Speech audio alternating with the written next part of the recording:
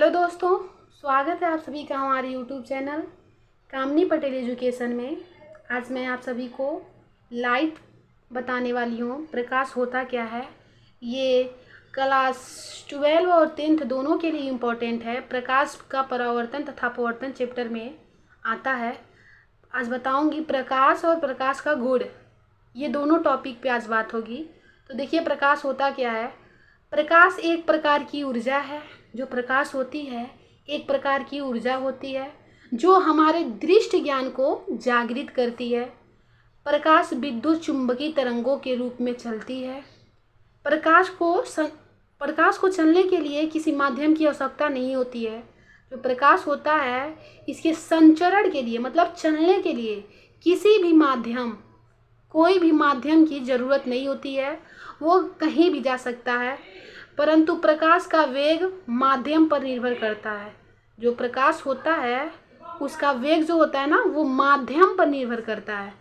अतः निर्वात या वायु में जो प्रकाश की चाल होती है सबसे अधिक होती है। प्रकाश की चाल किस में सबसे अधिक होती है? वायु या निर्वात में।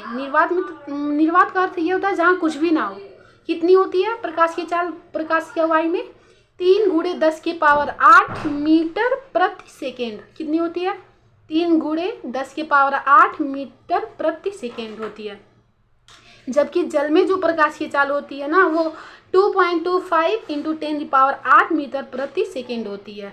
और वही प्रकाश की चाल कांच में कितनी हो जाती है? सबसे कम हो जाती है, मतलब इन दोनों से कम हो जाती है। 2 × 10⁸8 मीटर प्रति सेकेंड। देखिए, ये सब वो सही है, बस यही चेंज हो रहा है। देखिए, वायु में सबसे अधिक थी, जल में उससे कम, कांच में जल से भी कम। ये नोट पॉइंट देखिएगा, बहुत ही इम्पोर्टेंट है। जो प्रकाश की चाल है सर्वप्रथम रोमर नामक वैज्ञानिक ने ज्ञात किया था। प्रकाश की जो तरंग दैर्घ्य होती है 2900 एंगस्ट्रॉम से 7800 एंगस्ट्रॉम तक होती है। इसे पढ़ते हैं एंगस्ट्रॉम। जो दूरी का सबसे बड़ा मात्रक होता है वो क्या होता है? पारसेक होता है।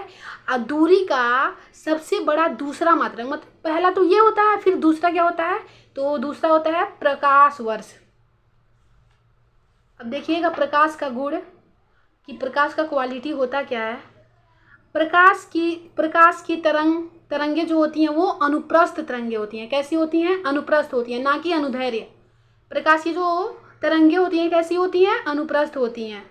जो प्रकाश होता है ना, वो विद्युत चुंबकीय तरंगों के रूप में चलता है। कैसे चलता है? विद्युत चुंबकीय तरंगों के रूप में। प्रकाश को चलने के लिए किसी माध्यम की आवश्यकता नहीं होती है, ये आपको याद रखना पड़ेगा।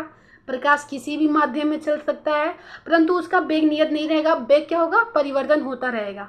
तो इतना बात याद रहे कि वेग उसकी बदलती रहेगी। वो किसी भी माध्यम में चल सकता है, उसे किसी माध्यम की आवश्यकता नहीं पड़ती। प्रकाश तरंगे सदैव कैसे चलती हैं? सीधी रेखा में चलती हैं। अब सीधी रेखा में कैसे चलती है, कैसे पता चलेगा? मान लीजिए कोई व्यक्ति जा रहा है, वो धूप में जा रहा है, अम्ब्रेला लिया हुआ है। अगर प्रकाश सीधी रेखा में ना चलती तो अम्ब्रेला लेने से कोई फ़ायदा नहीं होता ना। वो अम्ब्रेला के नीचे रास्ते से प्रकाश आ जाती ना। या फिर कोई अंधेरा कमरा है, प्रकाश आने लायक नहीं है, अगर कहीं छिद्र है तो प्रकाश उस रास्ते आ जाती है।